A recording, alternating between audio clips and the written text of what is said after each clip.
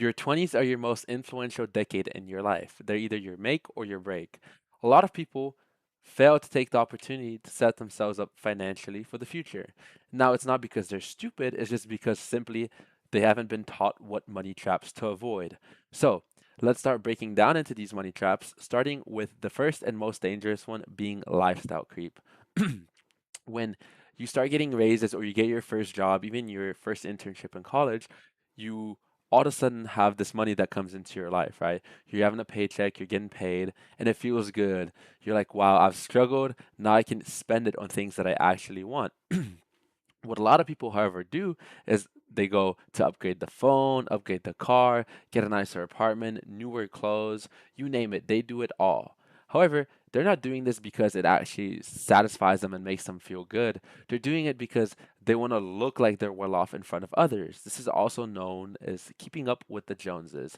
The idea here is that you don't get the new car because your old car is broken, it doesn't work anymore. You get a new car because you want the newer one, the faster one, the most expensive one, so your neighbors think you have it well off like that, right? And each time you get a promotion, you got to get a new car, a slightly more expensive one, slightly faster one. And this cycle ends up being vicious and ongoing. And even though at one point you could be making well over six figures, in reality, the amount that you have left over all your after all your unnecessary spending could be less than $10,000 a year if you're not even taking on credit card or other debt to finance these lifestyle creep decisions. Next one, again, feeding off of this, is financing everything, right? Wow, debt is a tool that the rich use to get richer. Most people don't understand how credit cards work, car payments, even house payments work, and they tend to finance everything.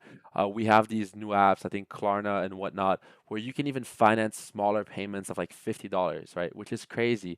And they catch you with the zero interest the first 3 months, then you forget about it, and then you end up having to pay double for this purchase, right? Now, I'm not saying that it's never smart to finance something, right? I think there's very few things that are worth financing. One can be your education. You know, if you're going into engineering, math, or computer science, uh, high yielding degree that's going to return your invested capital, I think that's well worth it. Based on my previous video, you know, I also think a good laptop is worth it. It'll more than pay itself off over time. And finally, a reliable car. Now, I'm not talking about an Audi or a BMW. I'm talking about a Toyota, maybe Toyota Camry or a Honda Accord that's going to run you for at least 10 years so you don't have to worry about it, right? Moving on to our next one is putting off investing and kicking it down the road, right? A lot of people after college, they're like, okay, I have my first job. Let me get set up. I have my rent, I have my groceries, my car payments, internet, whatever, all the expenses, right? But they're like, oh, I just don't have enough left over for investing for it to be meaningful. So they're like, in the future, when I start making more money, then I'll invest. However, for anyone who knows anything about investing, your most powerful tool is time. You don't want to kick the can down the road because you want to take advantage of this time while you're younger to let your money compound over time, right? This is why Warren Buffett is so rich and successful is because he started investing when he was 9. He was very young, or if not 9, again, very young, and he had a long time horizon where his money can compound, right? This is the same idea here. Even if it's just $5 a day, if it's $20 a week, whatever amount it is that you can invest consistently, do it. It will compound, and each dollar you invest today will be worth multiples worth, maybe even up to $20 for each single dollar that you invest today, right? And this is just a simple habit to build up. The next money trap in your 20s is going out every weekend. I see this a lot with my coworkers where, you know, they go out, go crazy on the weekend, and recover for Sunday, barely make it through the work week, all with the hopes of going out again this weekend, right? I've even heard them say, oh, last weekend I spent $600 on drinks while we're out. That is mind blowing to think about. That is roughly the contribution you need every single month to max out your Roth IRA in 2026, right? And this just becomes a habit. It starts becoming something your body's used to, so you want to do it. But we don't even associate all the costs that come with a night out, right? You have Ubering there, drinks, food after, Ubering back. A night out can easily cost you two, $300 in a big city, right? And this one night will become a weekly expense of two to $300. Imagine what you can do if you invested this eight to $1,200 every single month instead of just spending it on going out, right? Number five It's relying on your 9 to 5 is your solo income stream. Earlier, I was watching a video that says in this changing world with AI taking jobs and this innovation that's going on in our lives currently, having one income source is simply not enough anymore. Not only that, by having more income sources, you reduce the risk if something happens with your current job, right? Even if that second income or third or fourth income aren't as large as your primary income, being your 9 to 5, they will still help support you if something was to happen with your job, right? Outside of your 9 to 5, especially in your 20s, you should be seeking to develop skills, whether it's strategic thinking, maybe you want to get good at sales, communication, writing, design, content creation. There's so many different skills to pursue and improve upon outside of your 9 to 5. This will compound not only in your personal life, right? Whether you want to start a business or make an agency, whatever it is, it will also compound in work, right? When you develop these skills, you'll become a more valuable individual in your workplace, and ultimately that'll put you in a better spot for promotions. You'll be seen more, and the more valuable, the more value you can provide as a worker, the higher compensation you will receive, right? Number six is not having an emergency fund.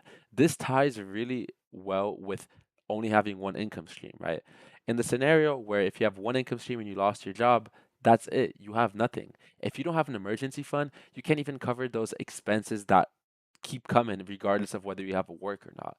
Having your emergency fund is the number one step to start getting started on the journey to building wealth, right? It allows you to guarantee yourself if the most diabolical thing happened in your life, you can still live for another 3 6 months and survive, right? It's your safety net that allows you to get back up on your feet when life knocks you down, right? And this emergency fund, again, you could lose your job, your car can break down, you could get injured, or something can happen. Life is unexpected. You cannot predict things, so you must be prepared. Having this 3 to 6 month emergency fund is an essential part that everyone needs to set up in their 20s. And then number seven really ties well into the first one, which is, overspending on getting all the new stuff and the lifestyle creep. And it's trying to impress people.